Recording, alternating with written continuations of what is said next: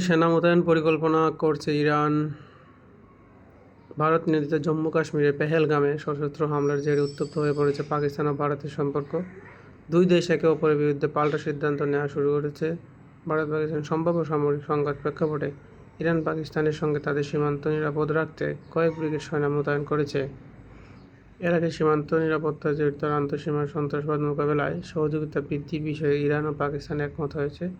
2024 সালের নভেম্বরে ইরানের পররাষ্ট্রমন্ত্রী সাইদ আব্বাস আরাগাচি ইসলামাবাদ সফর করেন এবং দুই দেশের মধ্যে সীমান্ত নিরাপত্তা শক্তিশালীকরণ ও সন্ত্রাসী হামলা প্রতিরোধে উন্নত সমন্বয়ের প্রয়োজনীয়তার উপর গুরুত্ব আরোপ করেন। উভয় পক্ষ সীমান্ত ব্যবস্থাপনা জোরদার এবং পারস্পরিক নিরাপত্তা চ্যালেঞ্জ মোকাবেলায় সহযোগিতা বাড়ানোর প্রতিশ্রুতি ব্যক্ত করেছে।